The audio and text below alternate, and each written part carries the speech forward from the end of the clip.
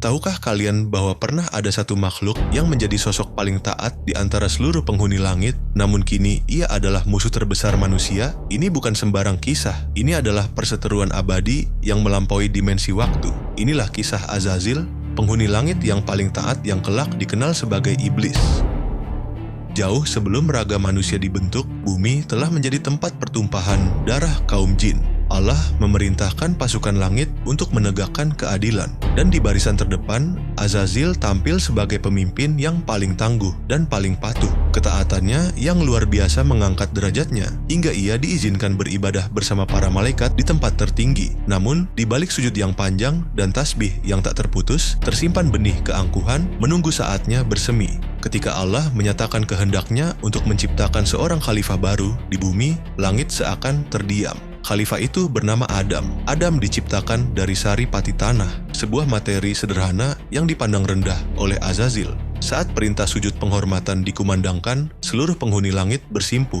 Kecuali satu, Azazil berdiri tegak dalam pembangkangan. Dengan logika yang cacat, ia berargumen bahwa dirinya lebih mulia karena diciptakan dari api, sementara Adam dari tanah. Itulah detik ketika cahaya ketaatan padam dan api kesombongan mengambil alih. Sejak saat itu, Azazil tidak lagi dikenang sebagai ahli ibadah, melainkan dicatat sebagai iblis.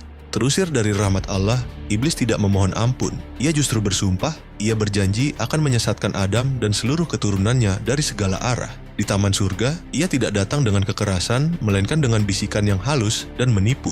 Ia bersumpah palsu atas nama Allah, mengatakan bahwa pohon terlarang adalah kunci keabadian dan kekuasaan yang tak akan sirna. Kepolosan Adam dan Hawa pun runtuh, pelanggaran terjadi, dan tirai kemuliaan itu tersingkap. Allah menurunkan Adam, Hawa, dan iblis ke bumi. Iblis turun membawa dendam yang membara, sementara Adam dan Hawa turun membawa penyesalan dan perpisahan yang menghancurkan jiwa. Bumi menjadi saksi bisu atas duka terdalam manusia pertama. Dalam kesendirian yang panjang, Adam menunduk, ia menangis. Ia tidak berani menengadahkan wajahnya ke langit. Adam tidak menyalahkan takdir. Ia tidak mencari kambing hitam. Ia hanya menyalahkan dirinya sendiri. Hingga akhirnya, setelah masa penantian yang panjang dan penuh kepedihan, Allah menerima tobat Adam dan mempertemukannya kembali dengan Hawa di dataran Arafah, di Jabal Rahmah. Di bukit kasih sayang itulah, dua insan yang sempat terpisah itu bersatu kembali, bukan sebagai manusia yang polos, tetapi sebagai manusia yang telah memahami arti dosa, tobat, dan rindu kepada Tuhannya. Namun, di belahan bumi yang lain, iblis tidak pernah berhenti. Ia membangun singgasananya di atas air.